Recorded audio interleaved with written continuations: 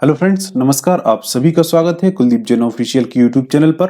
आज की इस वीडियो में हम सीडीपी के 30 प्रश्न को डिस्कस करेंगे। बाल विकास एवं शिक्षण शास्त्र के 30 प्रश्न को देखेंगे। ये प्रश्न आपके सीटेट में आए हुए प्रीवियस ईयर क्वेश्चन होंगे।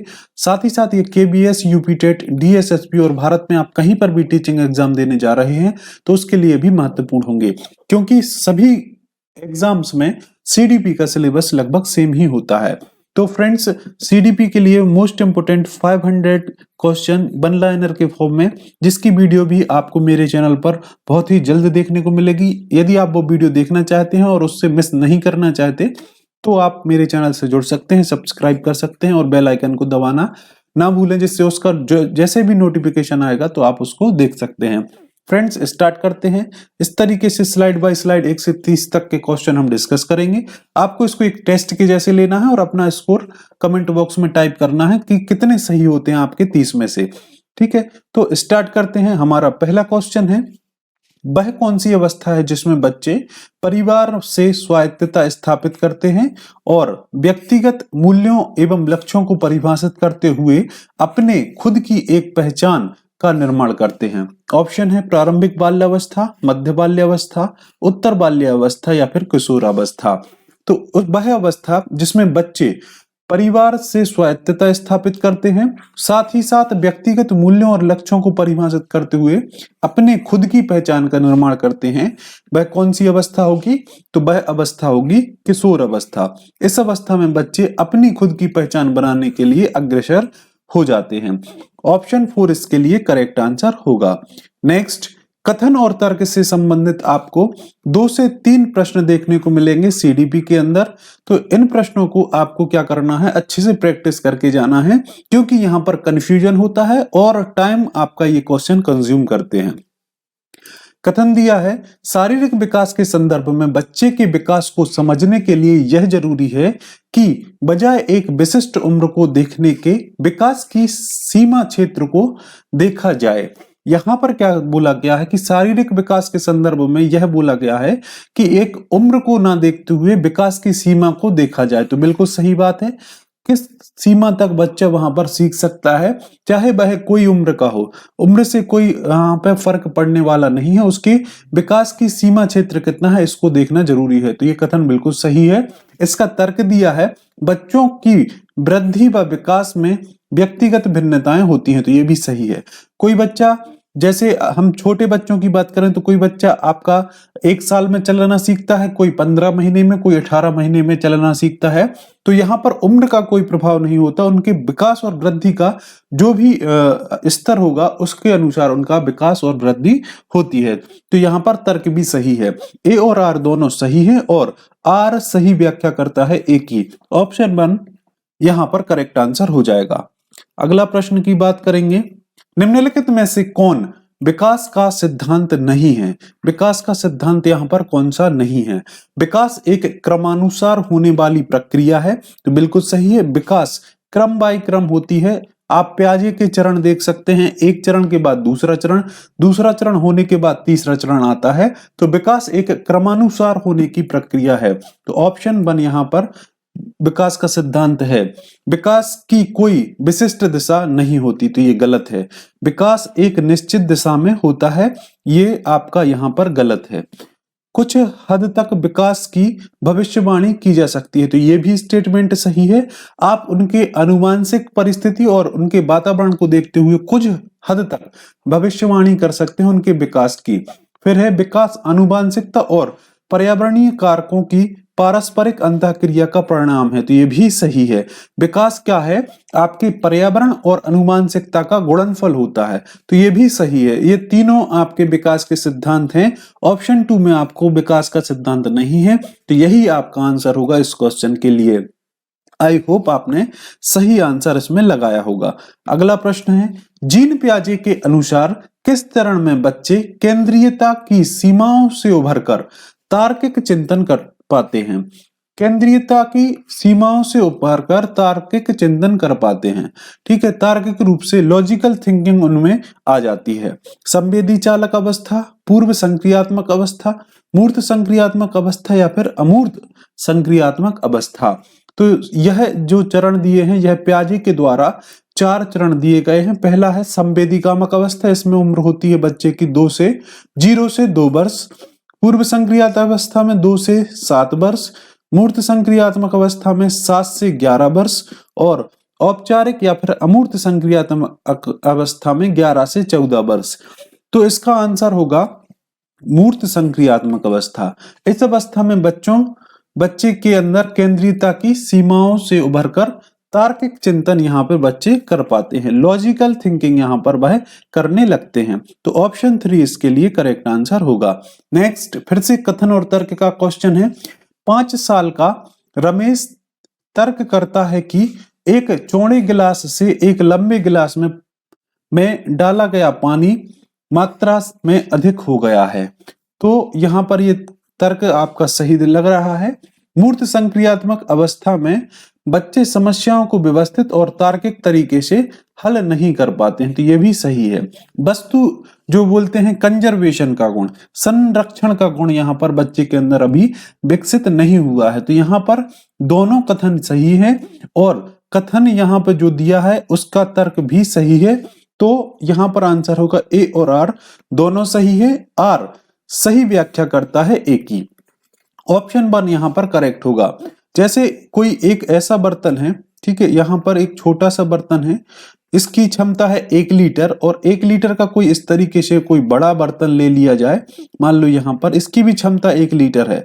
अब इसमें से पानी जब आप इसमें डालेंगे तो इसमें देखने में लग रहा है कि पानी कम है, लेकिन जब इसमें डाला जाएगा तो वही 1 लीटर पानी इतना ज्यादा भर के सामने आएगा।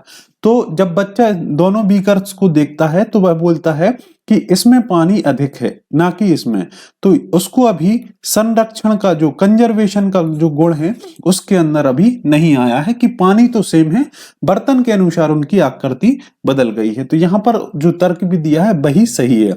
ऑप्शन 1 इस क्वेश्चन के लिए बिल्कुल करेक्ट आंसर होगा। नेक्स्ट, कोहलबर्ग के सिद्धांत में यांत्रिक सापेक्षता अभिविन्यास के चरण की क्या विशेषताएं हैं या फिर क्या विशेषता है।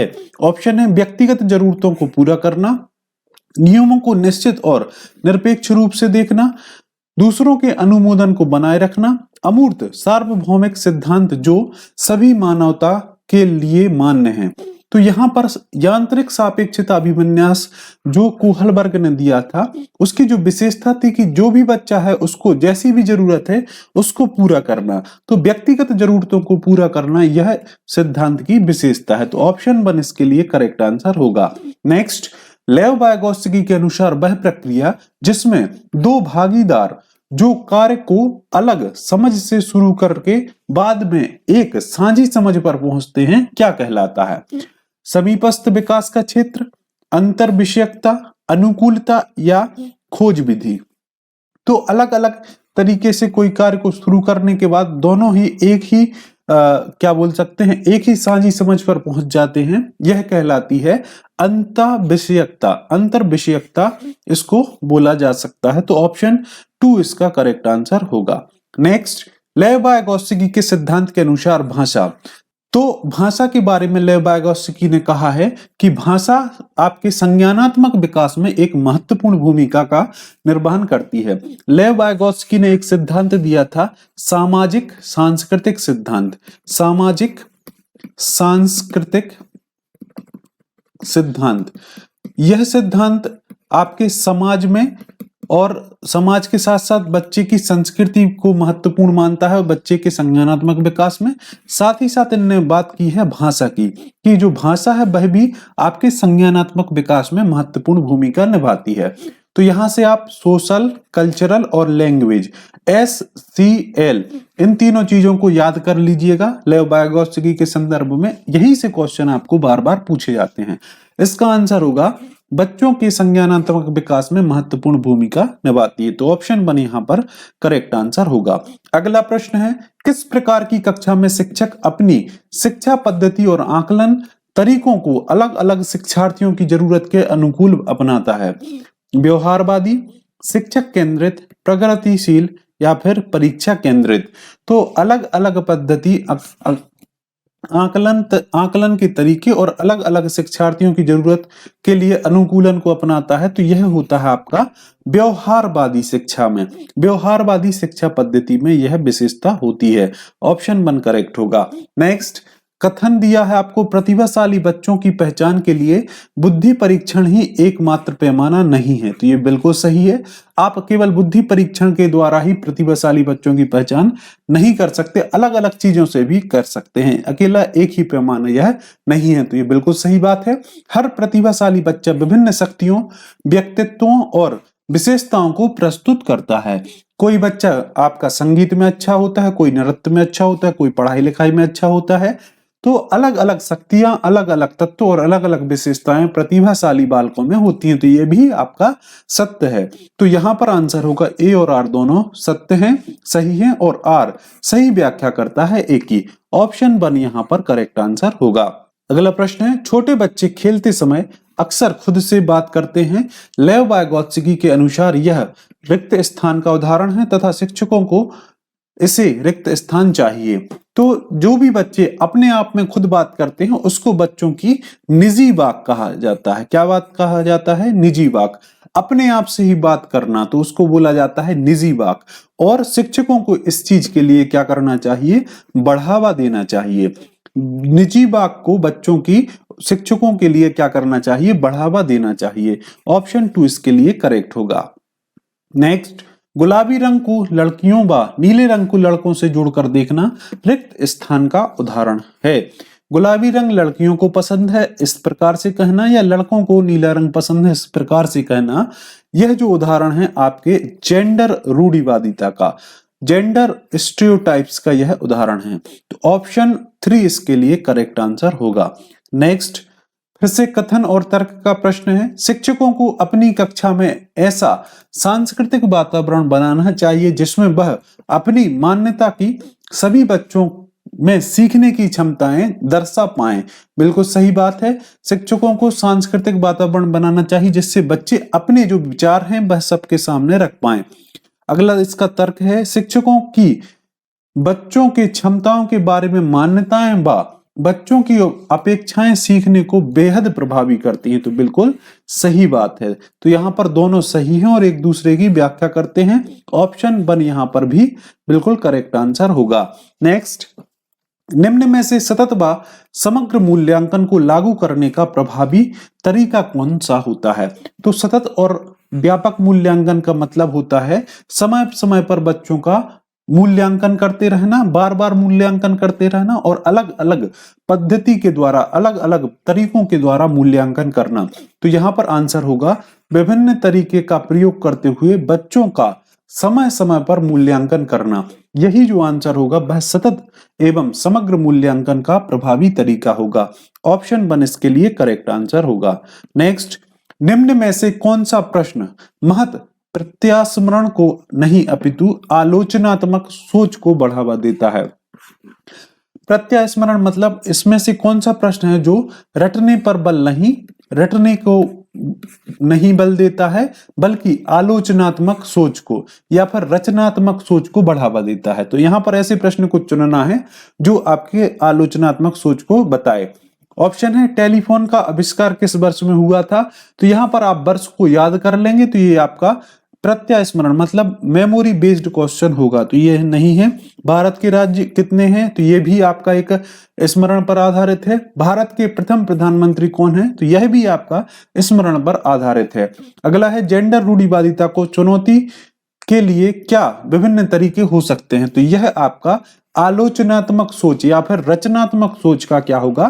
प्रश्न होगा। तो ऑप्शन 4 इसके लिए करेक्ट आंसर होगा। अगला प्रश्न है, एक समावेशी कक्षा के संदर्भ में कौन सा कथन सही है? यहाँ पर सही कथन को चुनना है।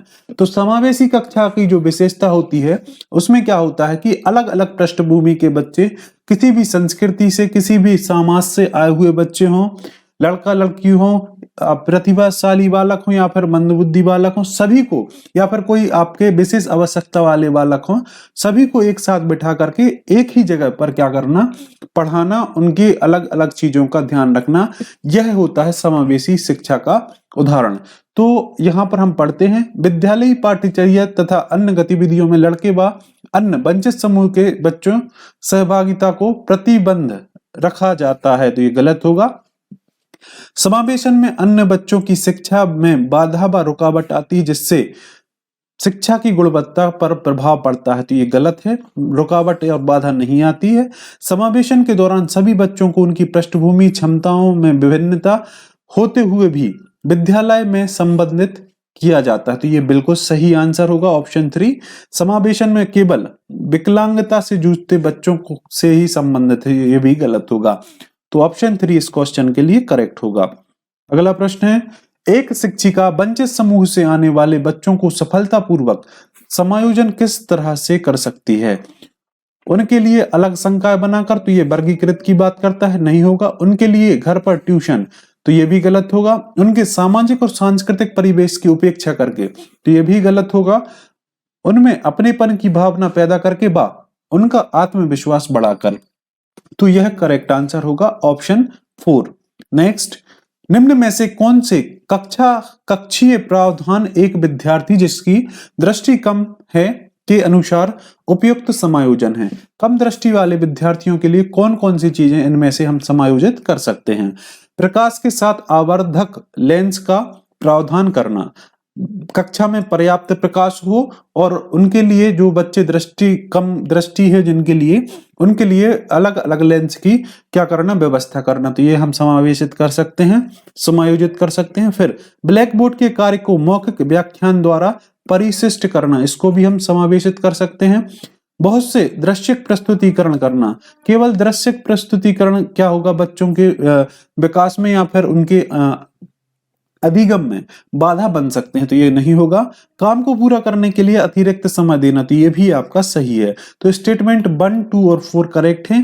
1, 2 और 4 ये आपको ऑप्शन 4 में देखने को मिलेंगे, तो यहाँ पर ऑप्शन 4 करेक्ट आंसर होगा। नेक्स्ट, शिक्षक बच्चों को रचनात्मक रूप से सोचने के लिए कैसे प्रोत्साहित कर सकते हैं? उन्हें किसी समस्या को हल करने के विभिन्न तरीकों के बारे में सोचने के लिए कहना, तो यही आंसर होगा। इसी तरीके से हम बच्चों को रचनात्मक रूप से सोचने के लिए प्रोत्साहित कर सकते हैं।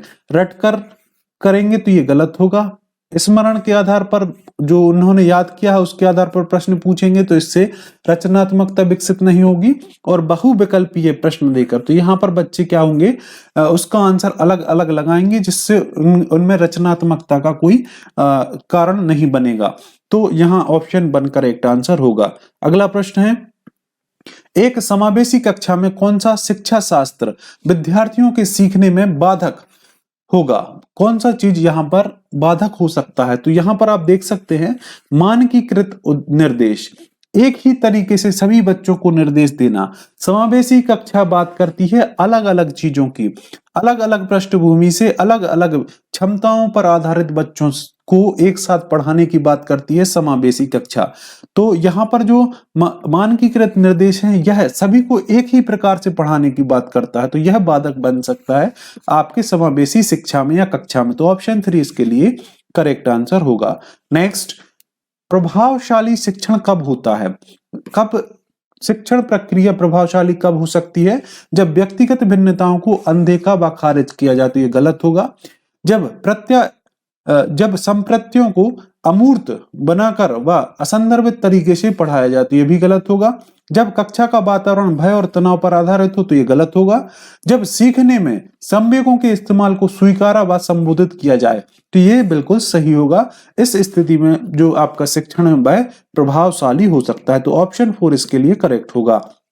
अगला है, एक शिक्षक KLW नीति जिसमें विद्यार्थी को विभिन्न सोच के लिए प्रेरित किया जाता है, वह क्या जानते हैं, क्या जानना चाहते हैं तथा उन्हें विषय के अंत में क्या सीखा अपनाते हैं, तब वह किन कौशलों को बढ़ावा दे रहे हैं। तो अधिसंज्ञान, याद करने व प्रत्यास्मरण, अनुकरण या अनुबंधन।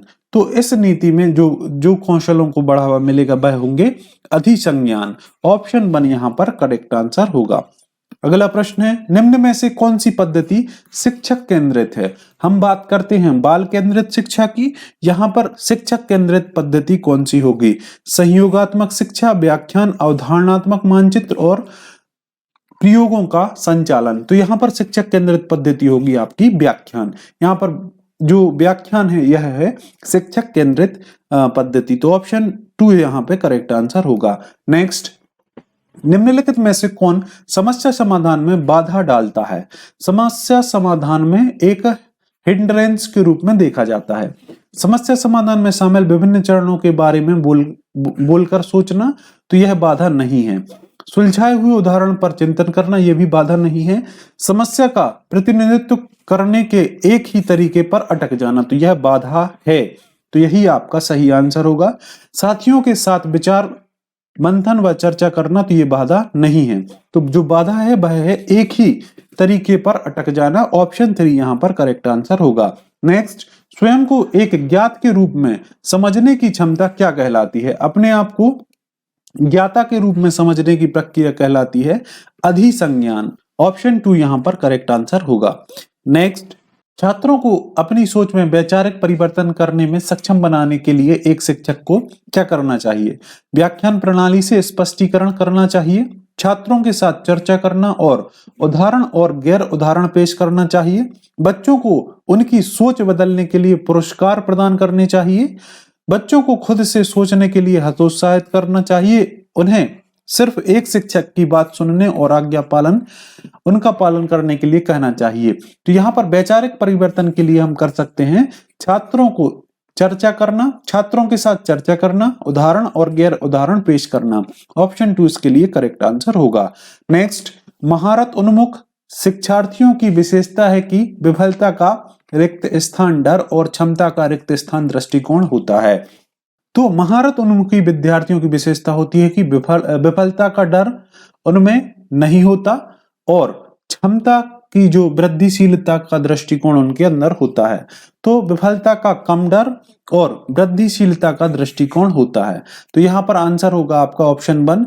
महारत उन्मुख शिक्षार्थियों की विशेषता है कि उनमें विफलता का कम डर और क्षमता का वृद्धिशील दृष्टिकोण होता है। ऑप्शन 1 यहाँ पर करेक्ट आंसर होगा। नेक्स्ट, एक शिक्षक विद्यालय में विभिन्न सांस्कृतिक कार्यक्रमों का आयोजन करता है जिसमें भारत के विभिन्न त्योहार और परंपराओं का प्रदर्शन किया जाता है। कार्यक्रम आयोजन के क्या उद्देश्य होने चाहिए? सहयोगात्मक अधिगम को बढ़ावा देना, तो ये उद्देश्य हो सकता है। विविधता का सम्मान करना भी उद्देश्य हो सकता है। सृजनात्मकता का बढ़ावा देना, ये भी उद्देश्य हो सकता है। रूढ़िवादिता को बढ़ावा देना, तो ये गलत होगा। आपके 1, 2, 3 स्टेटमेंट करेक्ट हैं। 1, 2, 3 यह आपको ऑप्शन 1 में देखने को मिलेंगे। ऑप्शन 1 इसके लिए करेक्ट आंसर होगा। नेक्स्ट, एक शिक्षक में निम्नलिखित गुण होने चाहिए। समानुभूति ये होना चाहिए, देखभाल बच्चों की करना चाहिए ये भी होना चाहिए, प्रामाणिकता भी होना चाहिए, असहिष्णुता ये नहीं होना चाहिए। 1, 2, 3 करेक्ट हैं, तो ये आपको ऑप्शन 3 में देखने को मिलेंगे। नेक्स्ट, बच्चों को आंतरिक रूप से प्रेरित करने का एक प्रमुख तरीका है। बच्चों को इस तरीके से प्रेरित करना कि कोई भी कार्य बच्चे खुद से ही करना शुरू करें, कोई भी चीज है खुद से ही उनको मन लगा करके करें। तो उसका प्रभावी तरीका क्या होगा? पुरस्कार प्रदान करना, तो यह गलत होगा। दंड देना, यह भी गलत होगा। सीखने का ऐसा माहौल बनाएं जो अपनेपन और स्वायत्तता की भावना को बढ़ावा देता है, तो यही हमें करना चाहिए। ऑप्शन 3 करेक्ट होगा। सूचना के पूर्ण अनुपालन और निष्क्रिय ग्रहण को प्रोत्साहित करना, तो यह भी गलत होगा। ऑप्शन 3 इसके लिए करेक्ट होगा। तो आई होप फ्रेंड्स, जो सीडीपी के हमने 30 प्रश्न को डिस्कस किया है ये आपको पसंद आए होंगे। अगर वीडियो पसंद आती है तो वीडियो को लाइक कीजिएगा। आप मेरे चैनल पर नए हैं तो चैनल को सब्सक्राइब करके बेल आइकन को प्रेस कर लीजिएगा। इसी तरीके से हम सीडीपी, ईबीएस, एसएसटी, साइंस, साथ ही साथ मैथ्स और हिंदी के भी वीडियोस आपके सामने लेकर के आते हैं। तो आप उन वीडियो को देखना चाहते हैं तो आप मेरे चैनल से जुड़ सकते हैं, चैनल को सब्सक्राइब कर सकते हैं। साथ ही साथ आप बेल आइकन को दबाना ना भूलें, जिससे आगामी जो भी वीडियो अपलोड होगी उसका नोटिफिकेशन आपके पास पहुंच जाएगा। तो फ्रेंड्स, आज की वीडियो में बस इतना ही। आपसे जल्दी मुलाकात होगी इसी तरीके की नेक्स्ट वीडियो में। तब तक के लिए आप सभी का बहुत बहुत धन्यवाद।